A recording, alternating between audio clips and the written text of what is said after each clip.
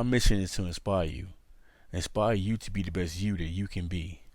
Failure does not exist in a positive mind. Stay optimistic. Greetings and peace be unto you. This is the Inspiration Show, episode 41, entitled Coping with Loss.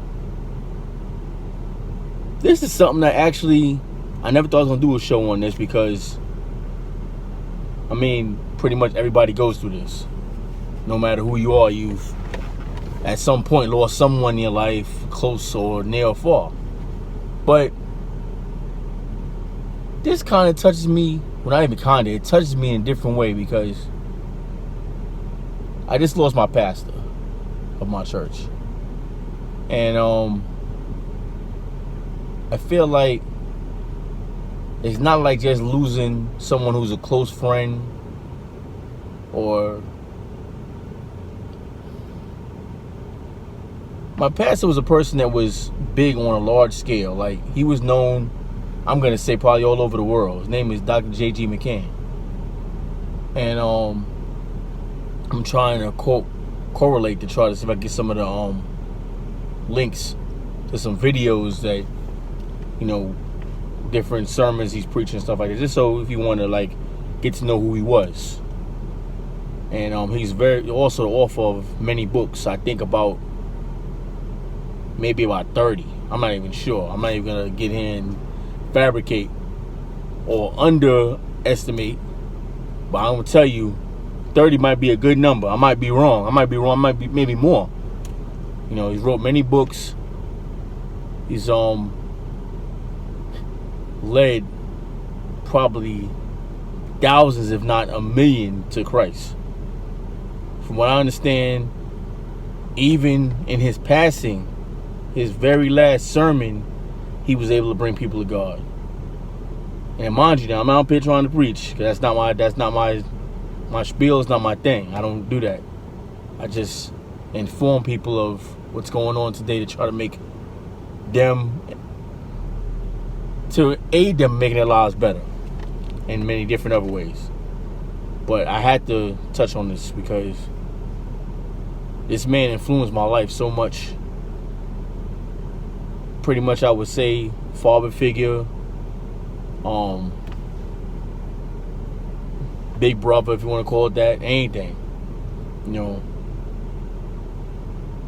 When I was down, I had surgery. I had surgery on my hip. I was down for a little while, and I was in rehab, recovering. He snuck up on me and visited me. He didn't tell anybody that he was coming to see me. I don't even think he told people close to him that he was coming to see me. Basically just showed up. And I was like, wow. My pastor's coming to see me. That was big for me. He ain't had to do anything. He hadn't even... I'm going to tell you like this. I was so appreciative of his presence that if he never said any one word to me while he was there during the visit and just sat there and looked at me, it might have been creepy, but I'm going to tell you, I would appreciate that. Just him being there, taking time out of his day, out of his schedule to come see me. Because I'm just a regular member of the church. I'm not a deacon. I'm not having any type of authoritative officer position. I'm just somebody in the church. The real connection will be to my mom, who was a reverend. And they had that kind of connection. But myself, I didn't know that I had a connection with him as well like that. And that's the kind of man he was. It wasn't like no one in the church is just a plain member. He has a close relationship, a family relationship almost with every single individual in the church. I'm pretty sure I can get plenty of people to attest to that. He never felt like, oh, I'm just a member and, he's up here and I'm down here. It was never like that. We're on the same path, following the same mission. It's teacher, student. But that's it. Nothing like, I'm a king and you're a pauper or whatever. Like, it's never like that. This man taught so many things to us as a congregation. and we definitely glean in so many ways from his presence, from his life. My only wish is that moving forward, not to forget his memory ever, but moving forward, that we carry out the mission that he set forth, as far as keeping the church just as strong as it is now, and fulfilling whatever plans and goals. Okay, I had to pardon me, I had to splice up this video, because initially when I was starting the tape, I got some of it out, but then the actually got too hot. My phone overheated. I didn't really feel like it was that hot out here, but I guess it is. So it's okay. That's neither here nor there at the moment. We have, we have our video back, and we're gonna continue forward. So, as I was saying, I learned a lot from my pastor. Like a second father, I learned a lot from him. Or like a father figure, big brother figure, all that. I was beginning to talk about when he came to visit me, and when I was in rehab for my hip. Now, ironically, my uncle, who, if you've been following me for a while, I would speak about him. I was talking about him back in maybe my first show or second show. I was talking about my uncle, how he was extremely influential in my life. Well, although Pastor McCann wasn't around my whole life, the amount of time that he was around my life was, I would say, equal as far as being influential in my life. So when my uncle came to visit me, Pastor McCann came to visit me the same day, right after. Now, again, like I said, he didn't tell anybody he was coming there. No one knew he was coming to visit me. I didn't know. I never got a phone call, asked me where the place was at. None of that. He just showed up. And I was delighted. So, when he came, my uncle, I guess he didn't know that I could get, pretty much an unlimited amount of visitors. So, he got up and he left. He was about to leave. And as he was leaving, my pastor was walking in, and they shook hands. Now, little did they know, and little did I know, that both of them wouldn't be here today. Strange, creepy, whatever you want to call it. But when I actually analyzed the situation, them meeting, well, they met before, but them meeting like that, and them both showing up there to visit me, that blessed my life. Their presence alone. They don't even know what they did. Even one of them, I'm sure. Even my pastor, being the God-fearing man he was, I know that I don't even think he saw that in the spirit, that the blessing he bestowed on my life by him being there. So, with him and my uncle, they shook hands. My uncle left, and that was the last time I ever saw my uncle again. Physically, actually. Last time I saw him in person again. Because after that, he passed away the next year, in January of that year. And even more creepy than that, I don't really want to use that word creepy, but I'll say strange then, is that I had a 2-hour conversation with him the day before he passed away. And I can tell you, I didn't sense anything was wrong with him. He didn't look like anything was wrong with him when I saw him. Nothing. So it's just things we can't control and things we don't understand. It is what it is,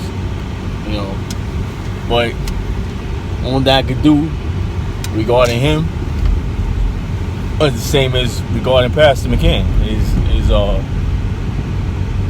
thank God for them for allowing them to be in my life, allowing them to,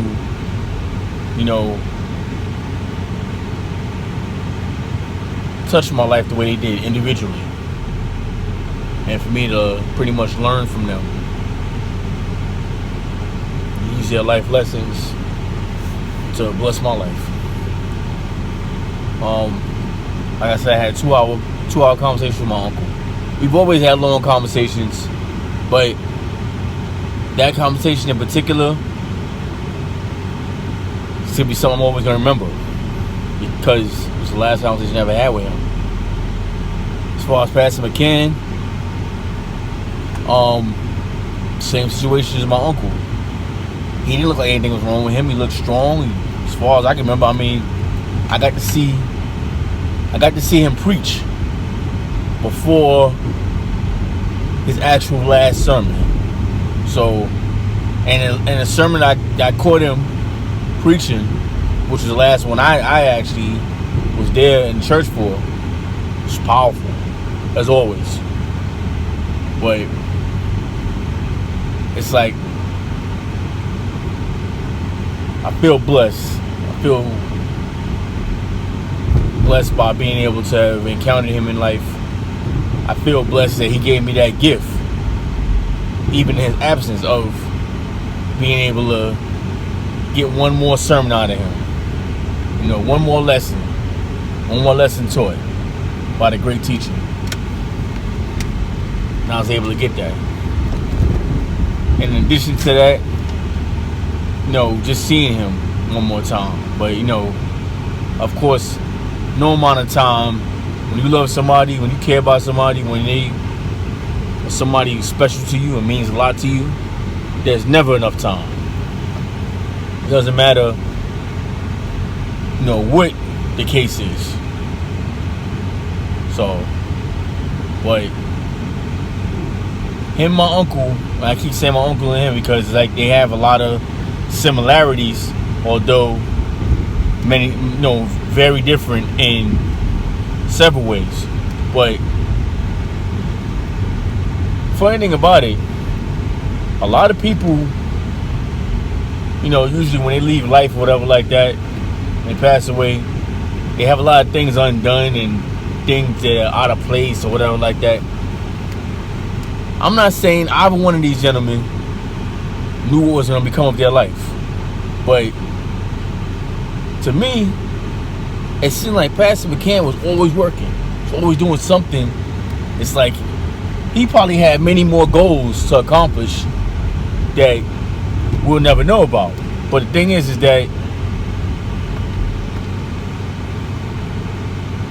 he did so much that it's like literally I won't say he drained himself, but he gave us a lot of his work. And we were blessed by his work. He gave all of himself to people.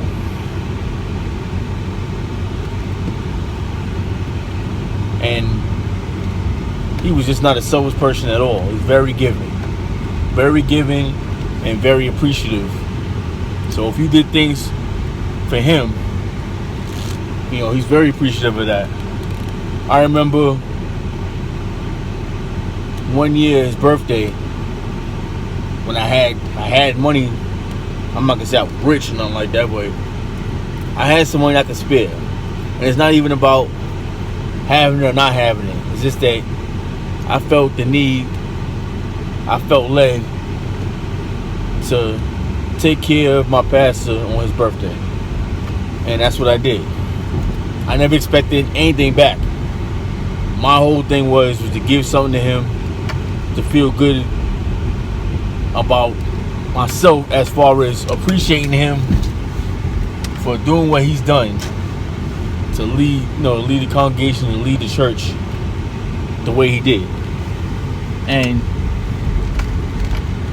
he called me. I don't remember if he called me or he texted me. He might have did both. I don't really remember. But just because he contacted me back, I thought that was very special, because he didn't have to. He could just see me in passing and just say thank you, and that'd been it.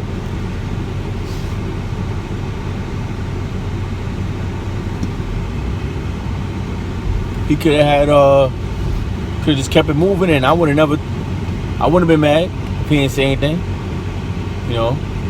But he called me or texted me or both. I don't remember which one, but he definitely contacted me back. And I was like, wow, he didn't do that. I was good with just seeing me somewhere and be like, thanks for if he even did that at all. It wouldn't have mattered to me. I know he appreciated it. But all in all, some people, everybody deals with loss different. Oh, you're not going nowhere? You're going up? Okay, I'll just hang out here. Oh, he waiting for parking. Alright, yeah, so I'm getting thrown off here. These ladies watch that coming out. So, when it comes to dealing with loss, there's many ways to do it. I mean, some people gotta cry out. Like for instance, when I lost my mom, it wasn't an easy thing for me at all. I don't think it's easy for anybody, but I think more so to the fact of, at first, I felt like some sort of guilt. I felt like as if, not my fault, like it wasn't my fault, but I felt like as if like I wasn't there for her the way I could have been or something like that. And that wasn't, that's a fallacy. Enough I could have done about being around for her more or whatever like that. I did what I could do. Things just happen the way they happen. That's it. Nothing anybody can ever really say about, can't change what's already in fate. So now I fell to pieces. I actually went to a state of depression when I lost my mother. I was that messed up. I mean, depressed to the point where like all I want to do was sit in the dark. And you see, the thing is that I do that anyway. So a lot of people wouldn't even be able to pick up on if I was actually depressed or not. But I was. I didn't accept it. I just basically just was like, well, it's just something I'm just going through right now, and I guess I'll get over it when I get over it. And each time I guess I told myself I'm going to just get over it, is when it felt even stronger. So, did I get over it? Hard question to answer. Because in some ways, I still feel like I'm not over it. I would say I'm coping with it. I cope with it, but I'm not over it. I don't think I'm ever going to be over it, because I know she's not coming back. I know this is not like, one day I'm going to pick the phone up, it's going to be her on the other end, or I'm going to go see her one day or something like that. She's just away somewhere. It's not like that. So I fell to pieces. I was a mess. A straight mess. A lot of people don't know that. Because I'm the kind of person that's usually the one building everybody else up. So if I'm down, people don't accept it or believe it, I guess. And then when my uncle passed, I fell to pieces again. Now, mind you, I left one thing out. My father passed before my mom. It was my father, my mother, and then my uncle. Bang, bang, bang. All back to back. Like not years apart, not 1 year apart, but my father was in 2012. My mother was in 2014. And then my uncle was in 2016. So he talking about a few years of just straight mess. Like it was just And then now, the end of this year, my pastor. The only difference is in this situation is that I don't know if, how do I explain it?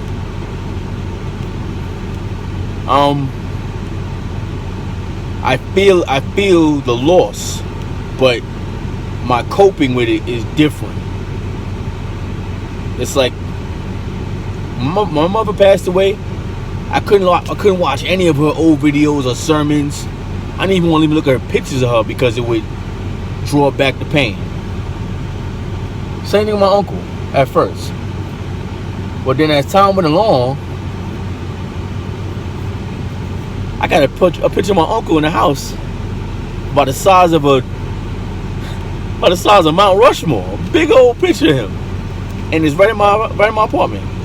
And it doesn't bother me now to look at that picture. Like, I can look at the picture now and I can accept that he's gone, but I know he's always in my heart. So it doesn't bother me in the same way. And in the situation with my uncle, my pastor, same thing. He's gone, but to me he's just going in a physical, but not in the spiritual. I know he's in my heart. And I know that he's guiding and ordering, or aiding and guiding and ordering our steps.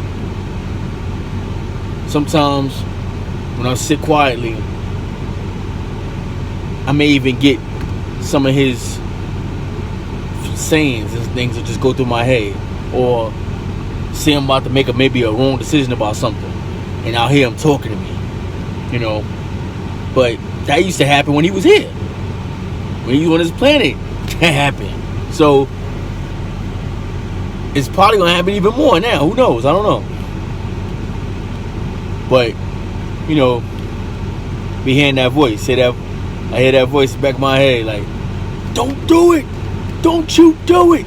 I'm probably doing a horrible impersonation of him, but he got that voice though. And that's why I really hope that I can connect some of these links so you can hear. At least I'll put the short sermons up.